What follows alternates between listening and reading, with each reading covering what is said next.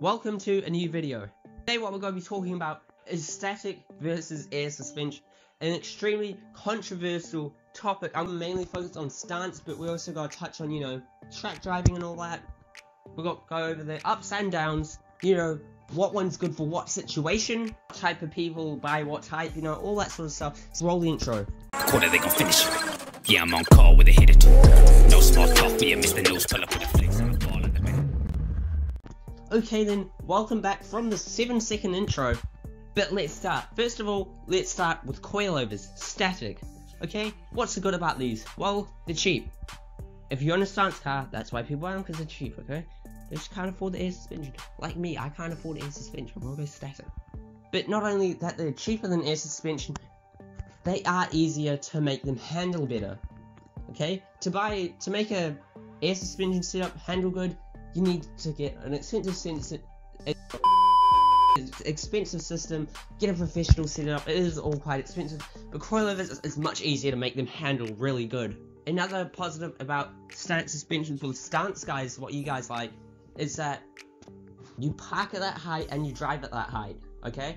There's a sense of accomplishment when you can drive at one height, stop not hitting all the speed bumps and driveways and potholes, you have to avoid them. It actually requires a lot of concentration and a lot of determination to drive a slammed static car.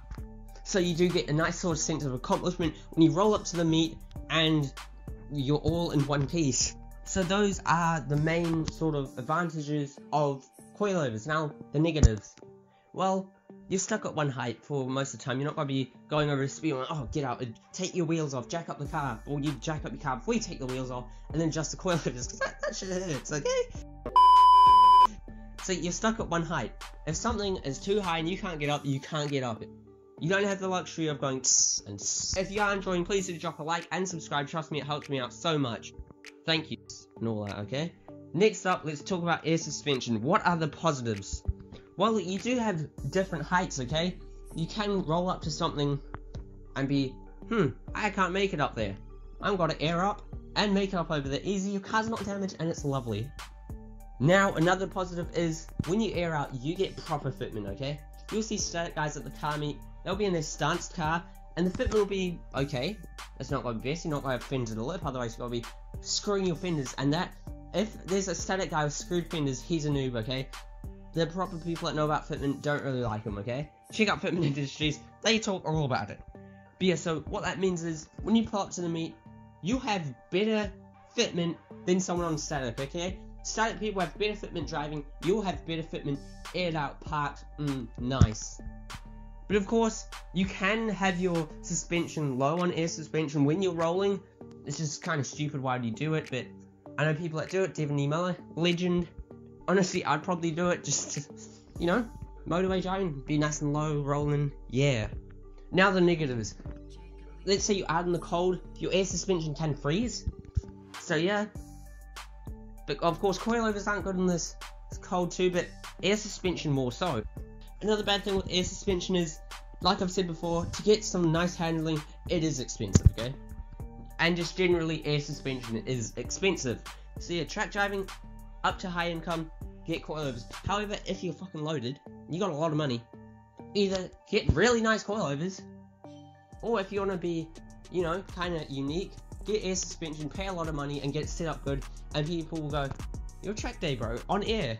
And you actually get a mad lot of respect for that, because it is quite cool. Not many people do it, so you do get more sort of gang and all that. Now let's talk if you're a stance guy. Here's the thing, if you can't afford air, just go static, okay? Just go static. If you can't afford air, do go air, okay?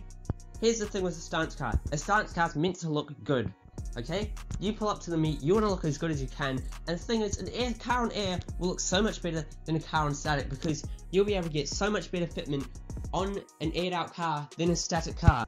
And that's the point of a stance car, it's to look pretty, okay? You've got to look better, you can have that fender alert, you can have your arches rubbing on your wheels, it doesn't matter when you're aired out. And here's the thing, people say, oh, you're just a puffy, you drive around really high when you're on the road and you look really stupid. Here's the thing, you can air out and you can go low when you're rolling, okay? It's just most people don't, because it's not that smart. But some legends like Devin E. Miller, he has his air really low when he's rolling on an air suspension car. So yeah, and then when he sees something like a speed bump, he airs up and goes over it. So yeah, that's it. I would say the main reason why people don't have air, when people say about a stance car, oh, don't get air, is because they can't afford air. Okay, I know people that can afford both, and they always do air. Okay, I know people that have air and coilovers on the fast car, air on the stance car, and that's how it is. Okay, it just makes sense. This whole debacle, okay, you don't need to prove to other people that, oh, stance better on a stance car, because it isn't. Okay, I might be wrong. If I am, say your reasons down below if I've missed something, or justify them better, because I'd like to hear you guys' positions, because I might actually change my mind. I know the first stance car I build will be on static, okay? There's nothing wrong with not having enough money to get air. Nothing wrong with that at all. Everyone goes through a point where they can't afford air, okay? Everyone's young at one point. Everyone has not the best job at one point in time. We understand it. You don't need to be flexing on us, okay? My first car, like I said, will be on static because it's cheaper. That's the thing. With coilovers, you can still say all your positives, but just don't say, oh, it's better on air, because it isn't. Well, I don't think it is. Maybe it is. Like I said, comment down below. But yeah, I think we're done. And with that, thank you so much for watching. If you enjoyed, drop a like and subscribe, and see you next time. Actually, check out my Instagram in the description below. I post moody car photography.